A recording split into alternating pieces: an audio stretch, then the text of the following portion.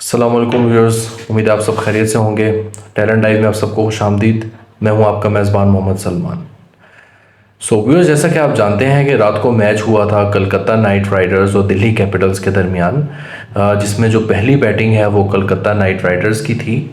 और उसमें जो ओपनिंग स्टार्ट हुई और उसके बाद जो बैटिंग रही, बहुत ही ज़बरदस्त।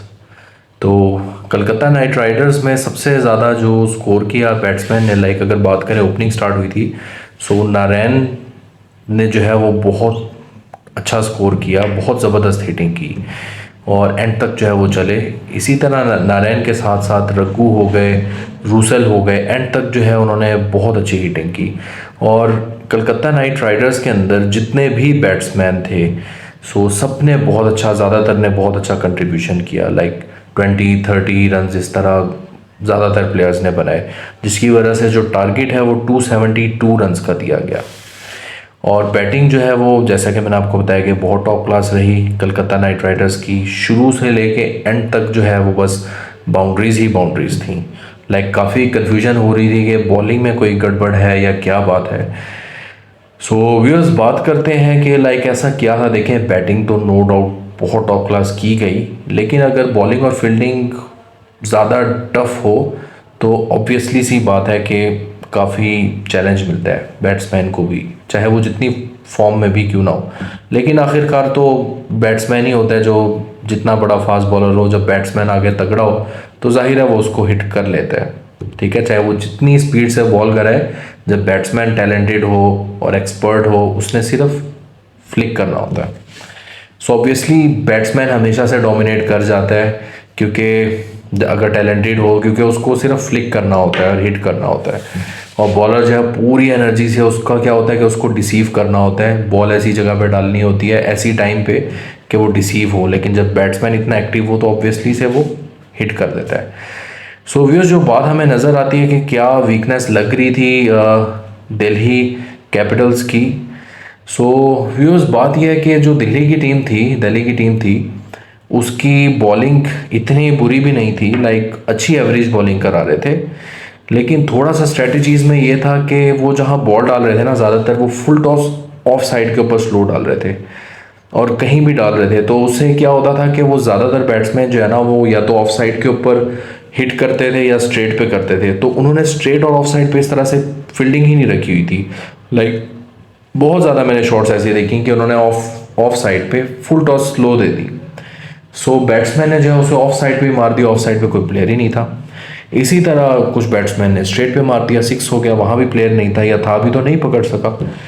कुछ मिस्टेक्स ऐसी हुई कि बैट्समैन ने हिट की और फील्डर्स भी नहीं थे, और बॉलिंग भी इस तरह की दी गई। देखें, ऐसी अगर आप जो बॉलर स्लो बॉल डालता है तो वो ऐसे डाल सकता है कि वो मतलब बीच में लेंथ ऐसी रखे कि वो डिसीव हो जाए या ऊपर कैच उठ जाए। जैसे कि नेक्स्ट बारी में बहुत ज़्यादा कैच उठे, लाइक दिल्ली कैपिटल्स की बारी में जो है ज़्यादातर जो है वो कैच ही उठ गए, क्योंकि बॉलर्स ने अपनी लेंथ अच्छी रखी। इवन कि वार्नर जो बोल्ड हुए, पहले उन्होंने छक्का मारा, फिर बोल्ड कर दिया स्टार्क ने, तो कितना खूबसूरत बोल्ड हुए।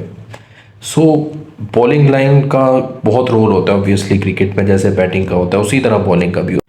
व्यूअर्स, इसी तरह जो है कलकत्ता नाइट राइडर्स ने बहुत टॉप क्लास बैटिंग की। शुरू से लेके एंड तक जो है वो बहुत क्लासिकल सिक्सेस और फोर्स मारे, और फील्डिंग का कोई भी, उनको फील्डिंग की इतनी परवाह नहीं हुई। जहां वो शॉट मारते थे ज़्यादातर फील्डर्स ही नहीं होते थे वहां पे, और जो बॉलर्स बॉल दे रहे थे बहुत ही मज़े की फुल टॉस बॉलें दे रहे थे। डेफिनेटली, और आगे से बैट्समैन भी फॉर्म में थे, तो उन्होंने 272 रन का टारगेट दे दिया। अगर दिल्ली कैपिटल जो है वो यॉर्कर ज़्यादा मारते गुड लेंथ पे और इस तरह की बॉलिंग कराते, तो जाहिर है वो बोल्ड होते, कैच आउट हो जाते, और फील्डिंग भी अपनी एसेट रखते।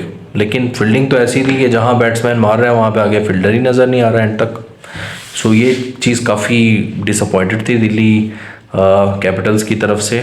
इसी तरह बात करें उसकी बैटिंग की, तो बैटिंग भी मतलब नहीं थी इतनी, क्योंकि उनके पास स्कोर का बहुत टारगेट था। तो उन्होंने, लेकिन खेला भी उन्होंने इस तरह से कि शुरू से ही ऐसा लग रहा था उनके ऊपर प्रेशर है। अगर वो शुरू से ही बहुत काम होके खेलते तो पॉसिबिलिटी हो सकती थी कि जीत जाए। स्कोर बहुत ज़्यादा था, लेकिन पॉसिबिलिटी हो सकती थी अगर वो प्रेशर ना लेते तो।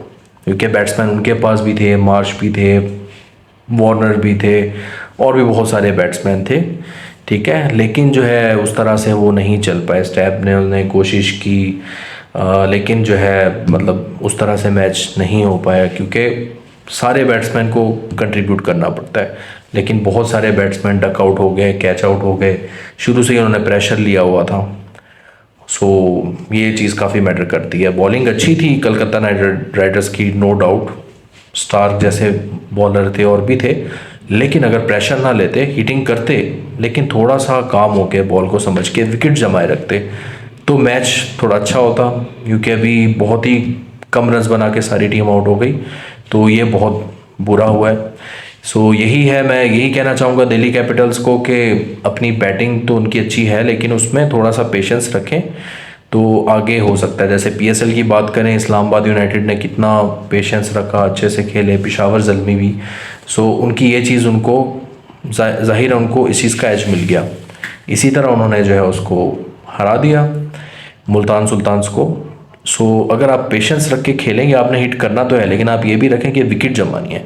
तो छक्के भी मारें, लेकिन अगर हो सके तो चौके ज़्यादा मारें अगर प्रेशर है, ताकि आपका प्रेशर रिलीज़ हो। क्योंकि देखें, विकेट नहीं गिरती ना तो प्रेशर आपका रिलीज़ हो जाता है। विकेट्स आपकी गिर जाती है ना तो फिर प्रेशर और बढ़ता रहता है। और ऐसे टीम शुरू में ही प्रेशर ले जाए तो फिर कुछ नहीं होता, जैसे अभी टीम हार गई। तो मेन वजह यही थी कि दिल्ली कैपिटल्स ने बहुत ज़्यादा प्रेशर लिया हुआ था। फील्डिंग जो है अपनी बारी उन्होंने अच्छी सेट नहीं की हुई थी। बॉलिंग उनकी एवरेज थी, मज़ीद इम्प्रूव करें तो वो जीत सकते हैं। लाइक अपनी लाइन सही रखें, यॉर्कर्स ज़्यादा से ज़्यादा करें, स्लो भी मार रहे हैं तो slow yorker, slow of side पे जैसे गुड लेंथ पे दे दी, बाउंस दे दिया, इस तरह से बैट्समैन डिसीव हो सकते हैं।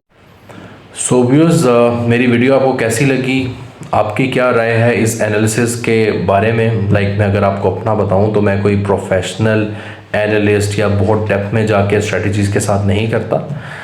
बस ये है कि मुझे क्रिकेट का हमेशा से शौक़ रहा है और मैंने खेली भी है अच्छे लेवल पे, लाइक नॉर्मल लेवल पे, और मुझे लिटिल बिट इन्फॉर्मेशन है, इंटरेस्ट तो ऑब्वियसली है।